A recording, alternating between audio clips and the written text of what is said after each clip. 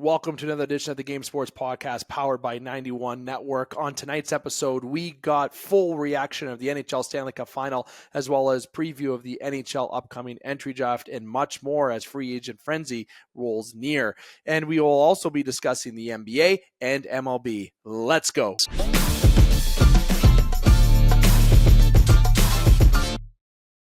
Booyah, and it's time for the Game Sports Podcast. It is your host, David McCaig Jr. Now, before we get into tonight's show, I have a few housekeeping items I want to address. Firstly, we will have an upcoming special edition upload between yours truly and Brendan Prust. That upload will be available on the 91 Network YouTube channel or on all audio platforms on July the 2nd. So you want to make sure that you have that marked on your calendars. You don't want to miss that. Brandon Prust was a great interview. Of course, we've done a lot of guest interviews here on the Game Sports Podcast recently as well with Rod Black. Make sure you check out the Rod Black episode or all the other ones we have had, of course, but Brandon Prust, make sure you have that marked. You do not want to miss out on the great stories he had to tell.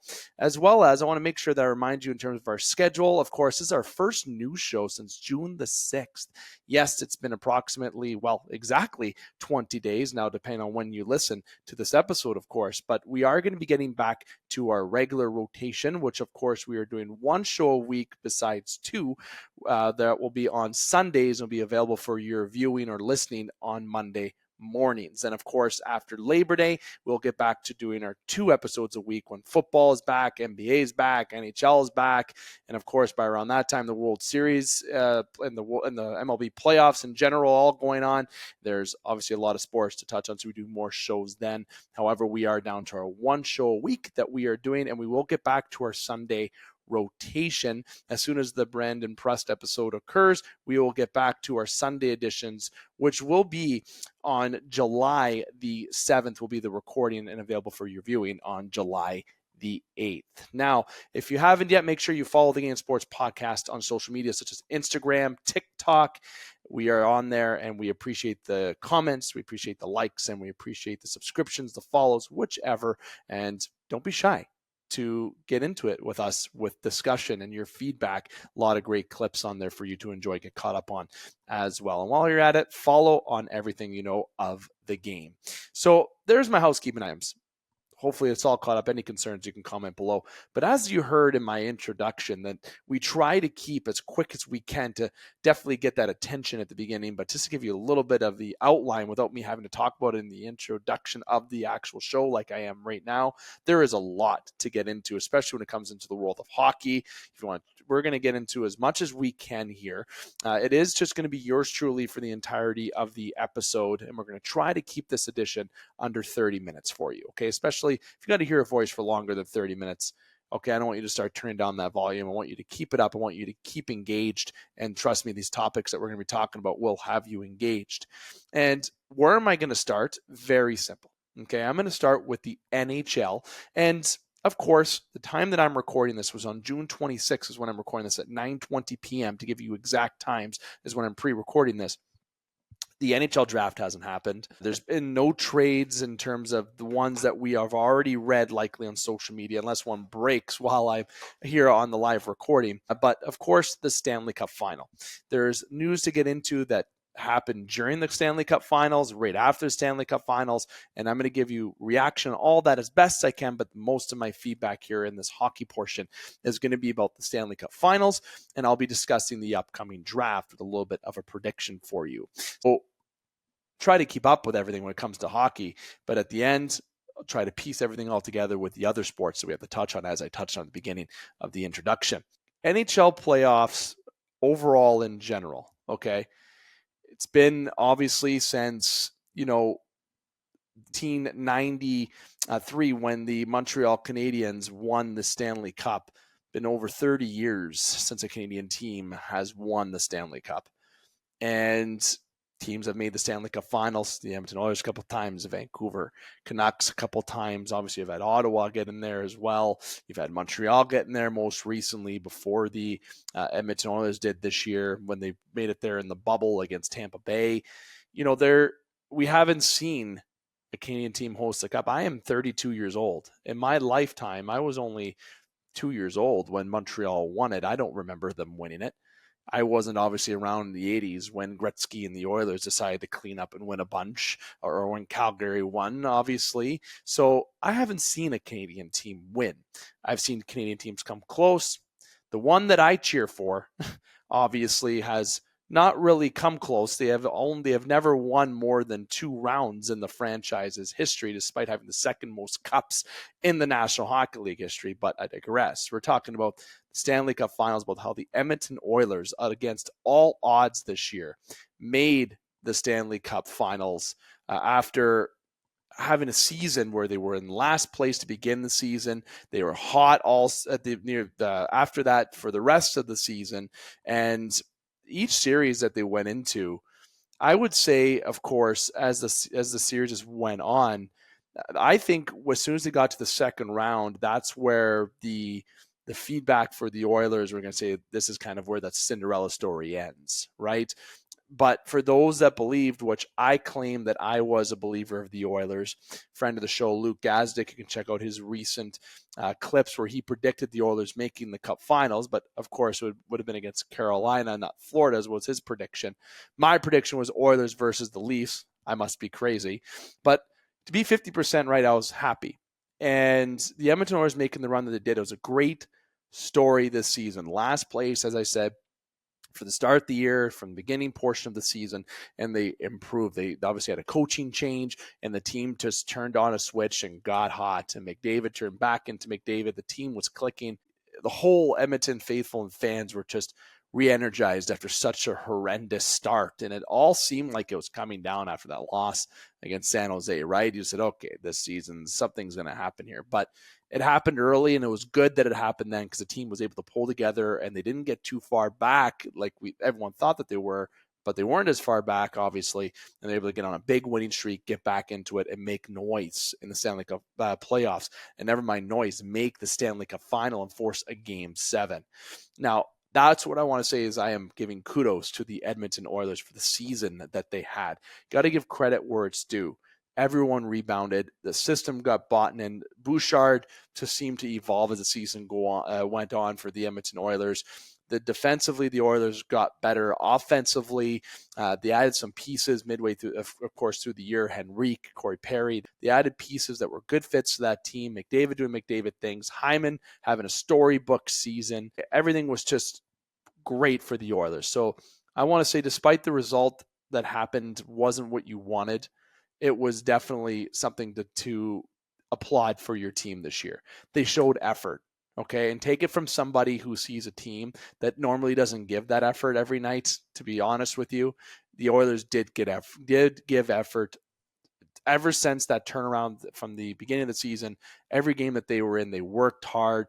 They didn't take a shift off. Yes, they lost games. Not every game was perfect leading up to the Stanley Cup playoffs and up until then throughout the playoffs, but they worked hard. And going against Dallas, if you listen to previous shows, I had my doubts when they went up against Dallas. But, as soon as the Dallas arena decided to play La Bamba and thinking that was a good idea, again, you don't wake the bear and don't give motivation to the Edmonton Oilers any which way. Don't count them out, because when you least count them out, they battle back. So ultimately, I'm here talking and speaking for myself. There is a few Edmonton Oilers fans that are in the Game Sports podcast family and close friends of the show. And unfortunately, Dane is unable to join us tonight. So you're getting another hockey team's that I cheer for is perspective, but obviously avid hockey follower. And I call this playoffs one of the most exciting playoffs that I've watched in a long time. Is it the most exciting? I can't comment on. There's a few that I can touch on with that, but ultimately, I consider this probably a top 3, if not a top 2, Stanley Cup playoffs, in my honest opinion. A lot of stories, a lot of good teams battling, and a lot of unexpected routes, but of course some similar storylines. Toronto losing in Game 7, for instance. So it had a little bit of everything, this playoffs, and I feel like we were put to a treat. And these last few months just flew by. And now the Stanley Cup has just been presented to the Florida Panthers, and now we're going to be talking about the NHL draft. That is unbelievable. Kudos, again, to the Edmonton Oilers for what they did. McDavid deserves a cup. That city deserves a cup. They will win a cup with that team. I'm excited to see about what they do in the offseason because it should be an attractive place to play. Seeing what those fans did, I had shivers listening to that anthem every night or for the games, I should say, for the Edmonton Oilers. Every time at Rogers Place, they had the fans singing Canada. It was so great to see. It is awesome to see. That gives me chills, and dedicated fan base, and players should be considering to ensure to go play in Edmonton, especially to play alongside Connor McDavid. And now you're talking Leon Draisaitl contract that you're reading today. Look, obviously people are going to have rumors. Media is going to say what they want. Draisaitl is going to want to go to California to play in LA or do this, do that. Look, the Edmonton Oilers have a good thing going. Why ruin it? And I certainly hope for the world of hockey, as much as I'd love to see Connor McDavid wear a Toronto Maple Leaf jersey. My instinct is telling me that Draisaitl and McDavid aren't going anywhere. Even though one of them I would like to leave to go somewhere else, not going to happen. And the big reason why I mentioned that, I think they've made it to the Cup Finals. They've always had good playoff runs. They've made the conference finals. They've made it past the first round. They just haven't gotten the cup yet, and they're going to get there. These losses are going to be good growing pains for them to overcome in the future. Florida lost in the Cup final to Vegas last year. Look, they came back to the Cup Finals and they won in 7 against the Oilers. The Oilers can get back there and get back there quickly to have their revenge. Now, the Edmonton Oilers go into the Stanley Cup Finals against a Florida Panther team that I thought perfectly built all around, and obviously they are. They won. And to anyone who, going back, me thinking that Toronto had a chance against Boston or to make the Cup final, anyone thought Boston would make it on. I don't blame people for picking Carolina, but I guess I was a fool to think that the Rangers were jokes. They weren't a joke. But ultimately, I don't know how, going back on it, how I pick against the Florida Panthers. This is a team that is perfectly coached. Friend of the show, Paul Maurice. We've had him on when he was coaching the Jets, and it's great to hear his interviews. We'll get to Paul in a moment. But the Florida Panthers worked their way through the Stanley Cup playoffs and basically cleaned the clock on Tampa.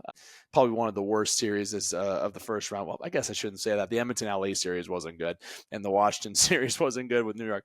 But ultimately, easy peasy for the Panthers. And then they go against Boston. It was a better series, and Boston, though, ultimately was unmatched. They were outmatched, sorry. I feel Florida was a better team from the get-go, despite forcing it to 6. Florida could have won that series sooner, and people will say Boston could have won it sooner. No, better team won that series. New York, I thought that would be Carolina meeting them there, but it was New York, and New York had a very impressive season. That is a team that with Lafreniere is getting into his own. Panarin's looking good. Shesterkin and that. The Rangers, watch out for the Rangers next year. They're going to have that taste and want for revenge. But the Panthers went through a lot of tough teams to get where they did, as did Edmonton, except the first round. So the Panthers and Oilers meet each other in the Cup Finals, and there's 2 different nucleuses of teams there. If you listen to my preview show, I mentioned offensively the Oilers having the advantage, but defensively, the Panthers, and in net, the Panthers. And if you look at the power play and PK percentage, the Oilers run such a good run in the playoffs that the edge could have went either way. But in the regular season, defensive side of the game, PK Panthers, power play Oilers, right? This series could have went in either direction. And I did predict the Florida Panthers to defeat the Edmonton Oilers in 7 games. And there's 2 reasons why I said that. One, just because of instinct. I like to predict things, whatever comes to mind first. But mainly, and secondly, I was hoping I was wrong. I wanted the Oilers to win. I wanted the cup back to Canada in the worst way.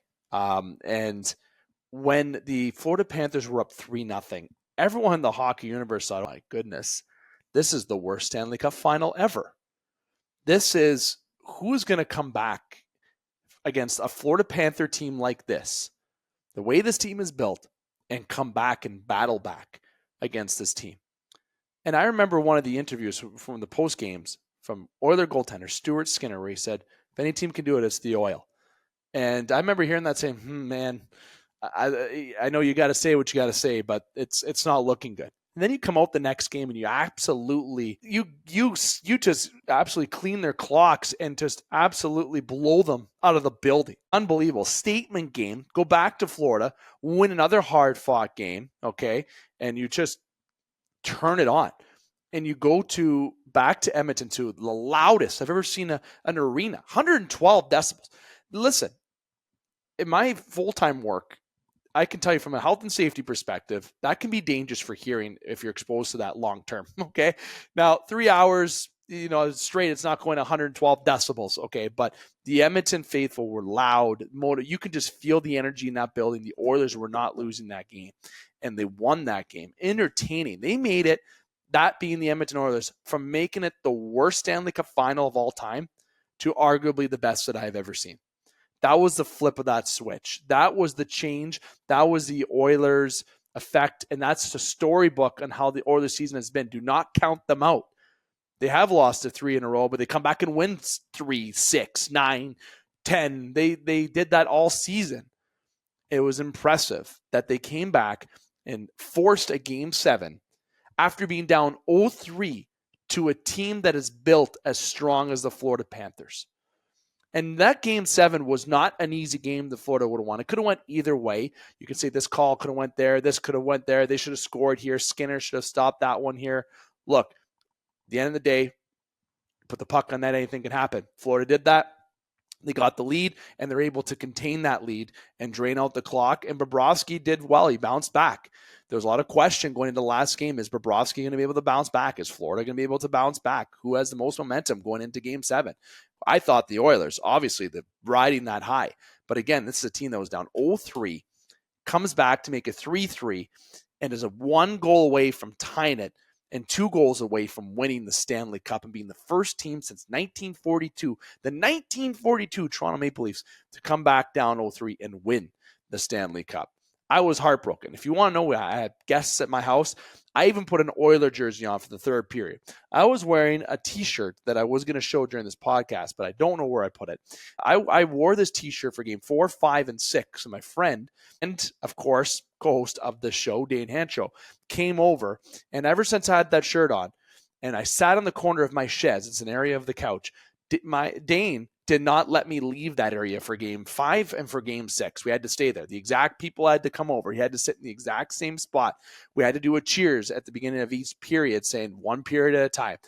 And as a Leaf fan, I hope that everybody in Canada was cheering for the Edmonton Oilers. Maybe not the Calgary Flames fans, but you got to cheer for Canada, and I'm glad that I did that. It was a great moment. I would have loved to see my friend see his team win the Stanley Cup. He wasn't alive when the Oilers won the Cup last. Obviously, I haven't seen my team win, but what I like to see was Canada did come together for this. They were supportive on the background of them coming back, except maybe Calgary fans. But again, it turned in from being the least exciting Stanley Cup final to being the most exciting Stanley Cup final that I have seen likely ever.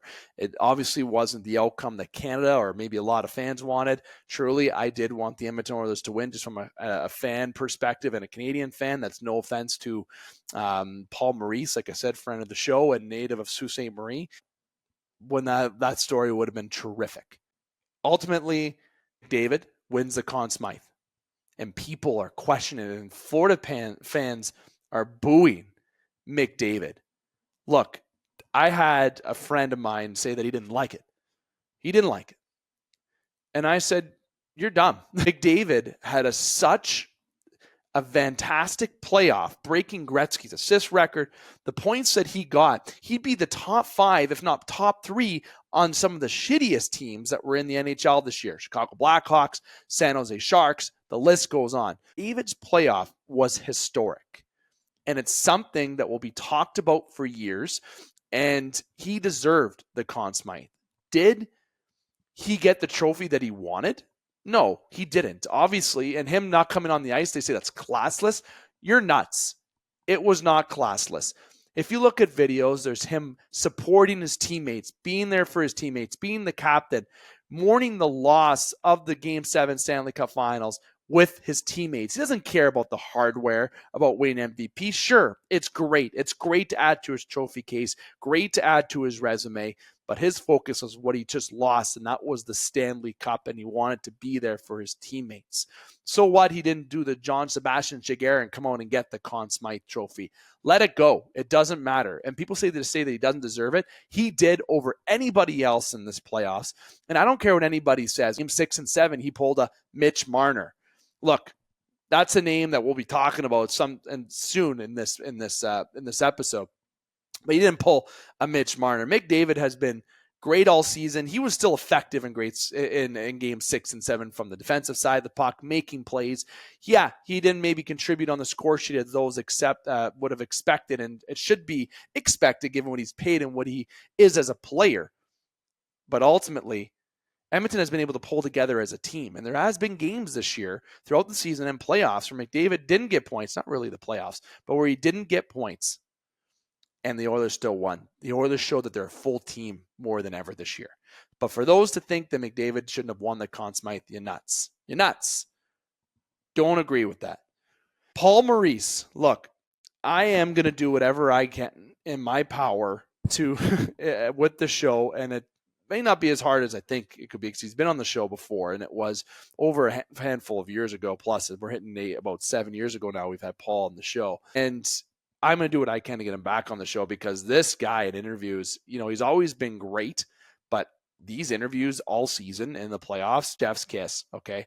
And his last interview there's one where he got interrupted and he had to lift the cup. I loved it. But the one that he had on Sportsnet, going to give a shout out there to I think he was interviewing with Kyle Burkowskis, and he mentioned his parents. He mentioned his brother. I know his brother. My father knows his brother too. But saying how his dad, the Maurice name is now going to be on the Stanley Cup with his heroes, Beliveau, and so on. Such a touching speech. So genuine. Such a class. And speaking of class, he gives a shout out to the Winnipeg Jets, saying that he hopes that they do it next. The guy is the coach for the Florida Panthers. I don't think he would mind winning multiple cups back to back with Florida Panthers, but for him to say that he hopes the Winnipeg Jets can do it, that is pure class. There is somebody that spent a lot of time in Winnipeg and has moved on for his own reasons, went to Florida, and this team has been built as a winner, and they play for Paul. They love playing for Paul, and Paul's system works in Florida. He goes in, he puts the last cup on the board, but all the pucks fall on the ground. It was a hilarious footage. Paul Maurice got emotional, though, during that video, mentioning his parents winning the cup. It was fantastic to see, okay? If you don't love that, or you don't love that for the sport, then what are you watching for? Despite maybe the team that you didn't want won, and maybe if you're an Oilers fan, you didn't want to see it, or maybe you didn't even watch the Stanley Cup celebration. Look, if Toronto made it that far and lost, I probably wouldn't watch the Cup final celebration either. Okay, but it was great to see Paul Maurice's speech, see him lift the cup. That's the only positive of that night. Other than that, I've watched Florida all season be in the same division as Toronto and teams that we watch in the Atlantic, and I'll say it, they are a damn good team. I've said that since day one, and I'll continue to say it, and that is why they are the Stanley Cup champions. But in summary, this is the best Stanley Cup final that I have watched, likely top two, if not the best. McDavid and the Edmonton Oilers are coming back being down 3-0. Great. McDavid MVP. Deserved. No one else should have got it. Not Bobrovsky, not Barkov. Don't care. McDavid. And for those that say, hey, if you win the cup, that's who wins MVP. Nah. Change that narrative. Change that thought. The best player in the playoffs should win the Conn Smythe. If you want to get a playoff MVP, then make another trophy and call it the Sidney Crosby MVP for goodness sake, once he retires, and make it an MVP for the team that won then, if you think that's really necessary. Best player in the playoffs was Connor McDavid. Coming back down from 0-3, so impressive.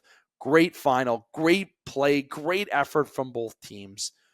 We couldn't have got a better cup final. And for those that say that Bettman got what he wanted, maybe. Florida winning the amount of cups that they have had, I'm going to tell you right now, look, I know people say it's embarrassing for the amount of Florida teams that have won.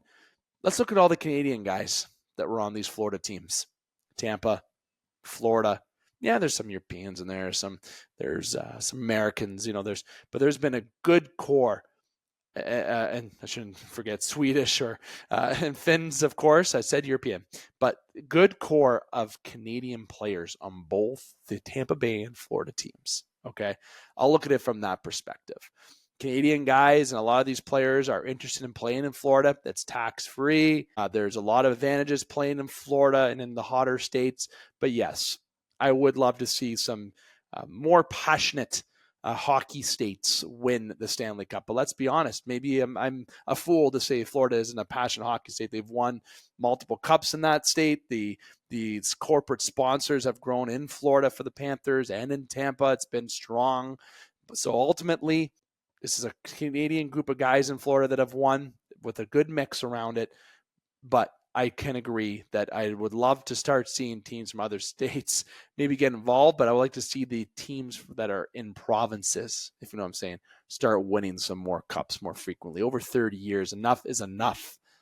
And I'm telling that to the Oilers to come bounce back next year if it's you. Toronto, if it's somehow you, if you can win more than 2 rounds the first time in your team's history, whatever it is. Vancouver, bring the cup home next year, okay? That's what I want to see. But again, Stanley Cup Finals this year, Florida Panthers win the Stanley Cup, their first in the franchise's history. Let me know what you thought of the Stanley Cup Finals.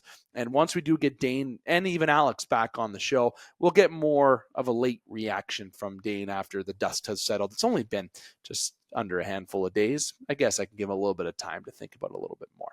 The upcoming draft is of course, it's Friday this week, the draft, and I'm not going to obviously be able to get into too much news because the draft hasn't happened. Some trades haven't happened, but Friday is going to be a busy day, and this show is going to be uploaded on a Thursday, so the 27th. So, but between now and then, some trades may happen.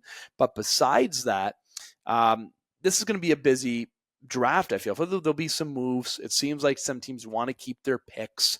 They may not be as busy as we think, but there's going to be a lot of good players in this draft, especially from a defensive side of the puck. And if I'm a team like the Toronto Maple Leafs, heck, even the Montreal Canadiens, I am looking to see what I can do to try to get my hands on some of these defensemen. But a lot of these defensemen are going top 10, and it would take a lot of value to move up in the draft to get that. But some of those teams, Montreal and Toronto, have some assets that they can move to look and move up to get some of those players. There is some big D-man available. I like Antoine Silviev. I like Artwan Levshinov. I like those players. I'm a big fan of building from the net out. And from a defensive side, there's some players that are prized this year, including Sam Dickinson from the London Knights, but can't go wrong with some of the forwards that you can select. So with the upcoming draft, what I'm going to do right now for sake of time, because we're already hitting 25 minutes, I tried to promise you a half hour and there's still a lot of things to get to. So I'm going to try to go through this as quickly as I can. We're not going to be able to give you a redraft segment tonight because I'm not going to do one by myself. Our next one is 1991, by the way, my birth year. But I am going to give you a prediction of what I think the top 5 picks are going to be in this year's NHL entry draft. Okay, and from that perspective, you can let me know what you think. I'm going to go based on what I think is best player to pick at that point and even team fit at that current point. But when you're at the draft, you should pick the best player available. I understand if you may need this, you may need that, but pick the best player available. With the first overall pick, I predict the San Jose Sharks will select Macklin Celebrini. For the second overall pick, I believe the Chicago Blackhawks will select defenseman Artyan Levnashov. Easy for me to say. With the third overall pick, I predict the Anaheim Ducks are going to select Caden Lindstrom. For a fourth overall pick, I predict the Blue Jackets are going to select Ivan Demidov. And with the fifth overall pick, I feel the Montreal Canadiens are going to select Antoine Silviev. That's what I think the top 5 is going to go. You can let me know what you think is going to be for the upcoming draft. Signings and some moves that have occurred. Now, look, Joseph Woll apparently is getting paid from Toronto. Casey Milostak got paid. Dylan DeMello got paid. This is going to be an interesting offseason. You have Philip Hronek, who got paid. Goodness. Contract and some money being thrown out just out the window. Casey Milostak over $5 million. In what universe? I know he had a good season, but you got to go by consistency. If I'm Tyler Bertuzzi, you know that he's not coming back to Toronto if you got Casey Milostak making $5 million. Tyler Bertuzzi is going to be jumping ship and getting paid. players are going to get paid this offseason. That's the biggest warning you got to watch as a general manager. Signing these players to big dollars and big money. And yes, the cap's going up, but my goodness. Casey Middlestat, 5+. I couldn't agree with that. I am sorry. But some trades happened too. Linus Ullmark going over to the Ottawa Senators. Jonas Capricciolo and a first-round pick, and prospect Mark Kelstick going the other way with retention to Jonas Capricciolo, 25%. Linus Ullmark, apparently Toronto's in that run.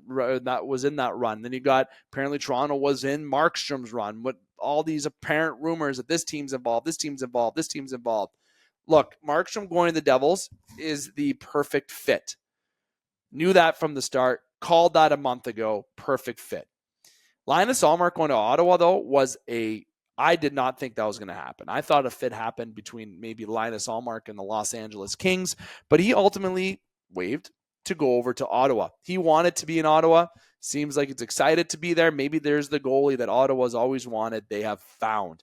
It's a big link in net that they have to focus on. Now they can build a little bit more out and try to make a good run to try to get back into the playoffs. They had a disappointing year. Watch out for Ottawa next year if Ullmark can be that guy that he's been on Boston. More trades going to happen. Let's wait and see. Is Mitch Marner going to get traded? Look, I'm going to make this prediction right now. I'm going to be bold and say it. I don't think it's going to happen. I don't think Mitch Marner is going to get traded. I don't know about an extension. I don't even want to predict an extension. I don't think there is going to be an extension, but I think they're going to make that absolutely bold decision to let him go into this year with a no contract, play it out, and see how it goes. Mitch Marner, rumor getting traded to Utah or getting moved to Nashville or getting moved to Chicago, for that top pick in the draft, whatever it may be. Look, as much as those trades would be attractive, if you are the Toronto Maple Leafs, is Mitch Marner going to want to go there, number one? And number two, is it worth taking a risk on Mitch Marner on a contract here who's going to give it all up for you so he can get paid and lose him for nothing? Or do you have a choice? They don't have a choice. Mitch Marner has to waive factors with this. And if it is true that he might go to Utah, love it. Out of conference, would love to see what that return would be. Are you looking at a Keller, Soderstrom, or a Keller and Dursey in a pick? Or are you looking at the top 6th overall pick in Keller, or is that too much? Might be too much. Like, what does that package look like for a star winger who hasn't played like a star in the playoffs this year? Look, if you know Mitch Marner is not going to sign an extension now, and you know that he's not going to stay after next year and he wants to explore his options, you trade him. Asset management, you can get a top 6 guy and get an asset for the future, or an asset from a depth side on the defensive side, a top 6 D-man that will be able to get the job done. Or better yet, look at a goaltending perspective to bring in a goalie and a defenseman or something to help you move forward in the right direction, not just for future sake, but to win now. You move him if he's not going to stay. If he is going to stay, what does that look like? Anything north of 10, which it will be, maybe I shouldn't say that, anything north of 10 from the realm of 10.5 and on, you send him packing out the door. You trade him. And if he doesn't want to waive his no trade, then you let him play out this year. If it's him that's not letting him get traded, is it crazy to put that public? No. Say, look, we tried to move Mitch Marner. We tried to come to a contract extension. We couldn't get there. It seemed he is going to be interested to see how this season plays out and look at his options at the end of the season. You can word it that way. You can play whatever it has to be. You can be honest as much, because if you're looking at moving Marner anyways and you don't want him there, do what you need to do to get the best out of Mitch Marner next year, whatever that is, okay? But trades, more trades are going to happen. Some rights are going to get traded, and I'm very interested to see how the free agency window goes. So the draft on Friday is going to be the start of something big between a lot of prospects going. And I think the top 10 can go in so many ways. It's so exciting. But trades can happen, movement can happen, and of course, discussions with players leading up to free agency frenzy. Speaking of that, Jake Gensel, Steven Stamkos is available. There are players, Brett Pesce, defensive side of the puck, Nikita Zadorov being available. There are players that are available that can really help teams really add to what they need now. Defensively, offensively, it's going to be crazy. It is going to be crazy. Someone did ask me for 2 bold predictions. I will state one prediction that I already said before. Stamkos to Montreal was one of them, and I think Jake Guentzel is going to the Vancouver Canucks. Those are my predictions. Now, I will say finally, busiest offseason that we'll see in a while? Why not? Let's be optimistic. Might not be as busy as they think on the draft, but I think there's going to be a busy summer and a lot of moves are going to happen. Cap's going up. Teams need to make decisions. I think we're in for a wild ride this summer, which makes for great podcast content. Now, Hall of Fame inductees. I want to make sure that I touch on the Hall of Fame inductees. And just so everybody knows, this is a commercial-free segment. You're going to get about, now we're at 30 minutes. I'm going to try to keep this brief as I can. Hall of Fame inductees in the National Hockey League: Datsuk, Weber, Onik, Chrissy Wendell Pohl, Natalie Dorwitz, and of course, builders Colin Campbell and David Poole got into the Hockey Hall of Fame. Alexander McGillney didn't get into the Hall of Fame for this run. And there has been multiple complaints, online comments stating that he should have been there over these guys. I'm going to be honest with you. I'm a fan of Alex McGillney. He broke the barrier for a lot of European hockey players. Obviously, Maurice was the big key contributor to that, especially from a Swedish perspective. But speaking of Alex McGillney, this is a guy with over 1,000 points. He should be in the Hockey Hall of Fame. But does he truly deserve to be there over anybody that got inducted today? Can you sit there and say that he deserves to be there over anybody that got inducted into the class today? Despite what maybe Chrissy or Natalie has done, or Datsuk has done, or Shea has done, positions they are and what they are, people saying that McGillney was better than Roenick. Look at the points, look at the effect on the player. I would have taken Jeremy Roenick over Alex McGillney just because of all around. Am I nuts for saying that? Maybe. But again, look at the players that got inducted. McGillney should not be there any more than those ones deserve to be there. The right decision was made for this class. He still has an opportunity to get in. He should be considered, and he should be in the Hall of Fame, though, may I add. He should be. But in this class, tough names to go up against. If you don't agree with me, I'd like to know below. I think it was the right call. Now, I've talked a lot of hockey. I've used a lot more time than I believe I would. I'm going to get into 2 other topics before I wrap up the show, and it's going to be about the MLB and the NBA. Okay, I'm going to start with the NBA. From the NBA, obviously the Boston Celtics, old news, have won the NBA championship, have now surpassed the Lakers for the most in NBA history. Tatum and, of course, Brown. Horford gets his first title. Boston, of course, has had a lot of ups and downs the Celtics have in the playoffs. I thought that the Mavs, were going to have a chance to pull off a win here, but Boston was truly dominant in that final and were able to contain Luka, and were really strong on the floor, especially in the paint, capitalized on shots. It seemed like when Dallas was able to get some momentum, Boston was able to just shelter them down and hold them down and contain that pressure. Boston is a very good team. Were impressive to watch. And Tatum, one of the best in the league to date, right now in the league, arguably top 5, if not higher. This is somebody who has been through some playoff adversity, has played a lot of playoff games and didn't have success, and they got the success that they deserved for this playoffs. So the right team did win. Maybe it's fair for me to say, even though I did predict the Thunder to win, and trust me, the Thunder are going to win very, very soon. Some moves in the NBA have happened. Obviously, Caruso and Giddey getting traded for each other. You got LeBron James being offered a 3-year max deal. AJ Redick is now the coach, my favorite player to ever come out of Duke. Fun fact. And I like his podcast with him and LeBron. He is the coach of the Lakers now. The coach of the Lakers is JJ Redick. LeBron James's podcast host is a coach in the NBA. And honestly, the NBA right now has had some great storylines in terms of, now you got Redick. Bronny James is coming up in the NBA. You have players, okay, that move on from team to team a bit more frequently. But it seems like the NBA has had a good turnaround this year. But I think with Dallas, Boston coming through, you got OKC really coming into their own. It seems like even the the Atlanta Hawks getting the first overall pick tonight. And I'll go through that very briefly before I go into baseball. There's been some good storylines in basketball is what I'm trying to say.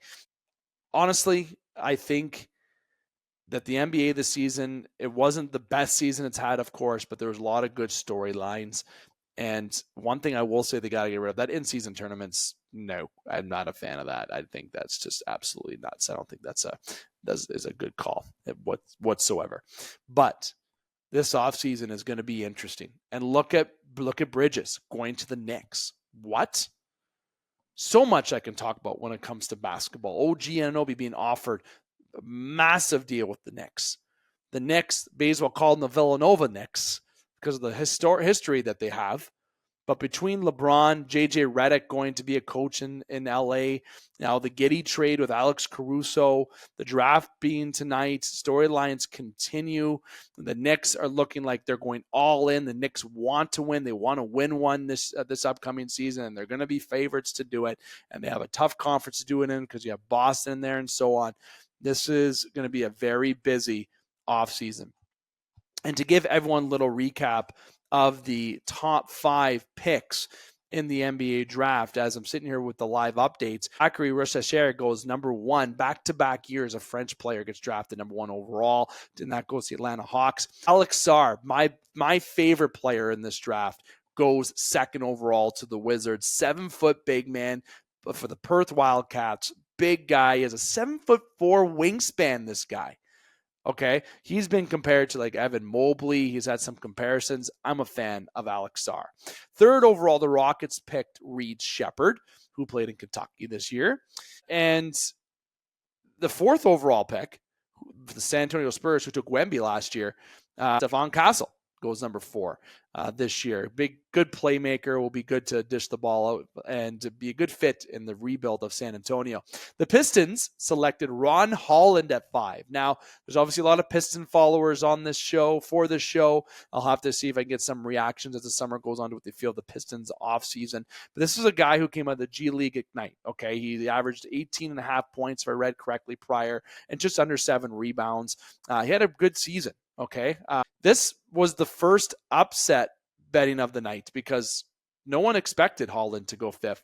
The bet line had Holland plus 2,000 to be in the 5th overall selection. Okay, and to round out other picks, you got Saloon going over to the Charlotte Hornets.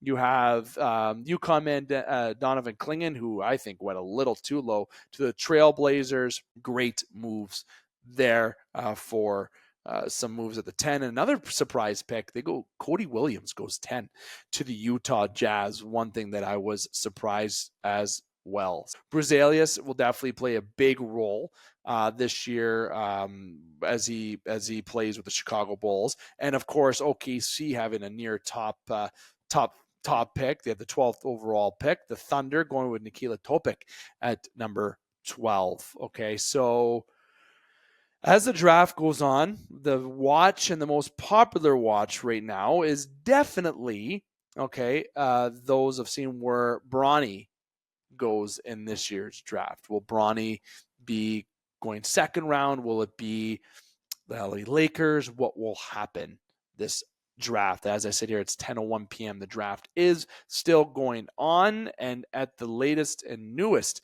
updates, the Dalton Connect was just taken by the Los Angeles Lakers. I was waiting to see if that was going to be Bronny. It was not. So that's the latest pick going on in the draft right now. At this time, we'll have more reaction about the draft where necessary, or if content relevance occurs by that point. But I would love to get some Piston fan interaction with that. Now, the last thing I'm going to get to is the MLB. Look, the MLB, Connor Henderson isn't here right now, so I'm not going to get into the full dissection of the league and get into each division, talking about teams, and of course, there's a lot to talk about, but I'm going to centralize this rant about the Toronto Blue Jays. As I sit here, Vladimir Guerrero jersey is right behind me. Olivius Martinez, one of the prized prospects, gets suspended 80 games for doping, and the Blue Jays this year have been an absolute dumpster fire. Okay. Yes, they won 9-4 on Tuesday, and the game tonight was suspended. the Blue Jays didn't get a chance to have a result tonight, but this is a team that lost 7 in a row going into last night. And this is a team that is not swinging the bat while Springer is Kevin Kiermaier underneath the 200 average. Despite the defensive ability this team has, their bats are dead. Their pitching has been fairly consistent. The last couple of years, I don't have too much complaints about their pitching. It's not as good as I feel it was last year, but there is nothing this hitting can make this team better. And last night, at the time of this recording, which would be on Tuesday, this game happened. 9-4 win was in Boston was a big step forward. But the game before that, losing 7-6, losing 6-5. These one-run games, but then you have blowout games. 7-1 to Cleveland before, 7-3 to Boston before, twice actually. And the Blue Jays this year have been disappointing. The 8th highest payroll in the MLB is not getting the job done. It is unacceptable. It's like the Mets last year when they spent so much money and they couldn't get nothing done. The Blue Jays have been unsuccessful. Springer has been a joke. Kiermaier has been a joke. I'm talking about from a batting perspective. Vladdy has had now some good spurts. Davis Schneider, love seeing those guys in the lineup. Bo Bichette just getting healthy. Hopefully he can start swinging the bat more effectively. There's still time. If you remember, this was a team that was a game below 500 back in 2015. Couple trades, they go on a big heater, and they give us the rest is history. Will that happen this year? For any chance for the Blue Jays to climb back, they're going to need to win this series against the Boston Red Sox. But guess who they have next? The New York Yankees for 4 games. If you can somehow manage to split that series, then go up against Houston, who hasn't been playing well, and sweep that or something, you might start to get respectable and start getting momentum to get back in the wild card race. But they are significantly behind, and it's hard to come back in a season, especially in a division that is so challenging to come back from, and teams that are so tough. I just don't see the Blue Jays living up to expectations this year and meeting those expectations. Now, you have a decision to make. At the deadline, do you want this to be the management crew that makes the choices from a management crew that might be fired at the end of the year and a management crew that seems to keep gaslighting Blue Jay fans? This is not exciting baseball to watch. It's unbearable to watch. It's so sad to watch. And this is a team that, if you're a fan, you cheer, you try to motivate them from your couch. But the only way the Blue Jays are going to get better is if they can get better at bats, more effective at bats, and win those tight ball games, get back into the race and get momentum. If they can get momentum, and before that they go into the All-Star break, if they can really pull in some wins and win a couple series back-to-back, including the Boston series, maybe the Yankee and Houston series, and get back in the wild card race, it can rewrite your season where you're looking to buy at the deadline. Okay, but if you're still behind going into deadline and you can move out some assets to bring in some assets, consider it. Any type of blockbuster trade, I would hope that the Jays would refrain doing it and maybe just run it out this year. I don't like considering a year of waste because you have players like Vlad, Bo, guys that are near, at times in their career where they're going to be looking for bigger money in the future. But you can have just a quick retool at the end of the year, and you can do it with a new manager in the dugout and a new general manager and a president of operations as well. But again, easier said than done. It's not always the top end people that get let go. It's the manager, and it looks like Schneider might be the first one to go if something happens. But you got to ask yourself, can this team battle back? Will they battle back? And if they don't, do you make moves this year or do you wait till the end of the year? Interested to say, I'll give you my opinion. I think they should look at making moves this year that are going to be smart asset management moves that will allow them to have a little bit of flexibility, get some young guys in the lineup, keep Spencer Horwitz up, obviously keep Addison Barger up, keep some of these young guys up, and look at retooling more in the offseason, be more effective next year. Just like how the Yankees did. They weren't successful last year. They had some key names. They bought some guys in the offseason, a.k.a. Juan Soto, pretty big name to buy, and they're able to right the ship this year and get back on track. The Blue Jays can do the same. And no, I'm not comparing the Jays to the Yankees. 41 minutes. I'm 11 minutes over my time. So I'm going to get to the wrap-up point, and I'm going to take a breath. This was a commercial-free, no segment pause, straight podcast for you with yours truly. Anyone that knows me knows I can talk a lot, and I did talk about a lot on this show, and I hope you're able to keep up, and I hope that you enjoyed it.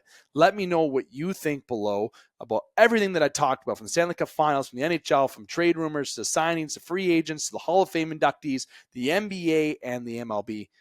I'm all about hearing it. Make sure you follow us on social media platforms, Facebook, Instagram, We're also on TikTok, all at the Game Sports Podcast. And of course, we're powered by 91 Network. Head on over to the 91 Network YouTube channel.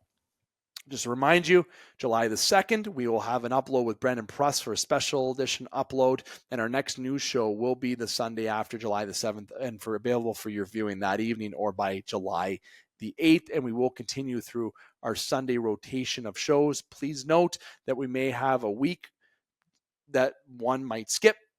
Please keep mindful of that. We'll try to keep you updated on each show. But we do have planned at the mid-August, every year at mid-August, we have a vacation from our show. So we plan that to be after August the 11th, something I should mention at the beginning, but after August the 11th, the show will likely be going on vacation for 2 weeks after, and will resume after Labor Day. Just so you all know. If you want to mark that on your calendars. But one thing you should mark on your calendars is the Brandon Pruss upload. It's going to be amazing. You do not want to miss that.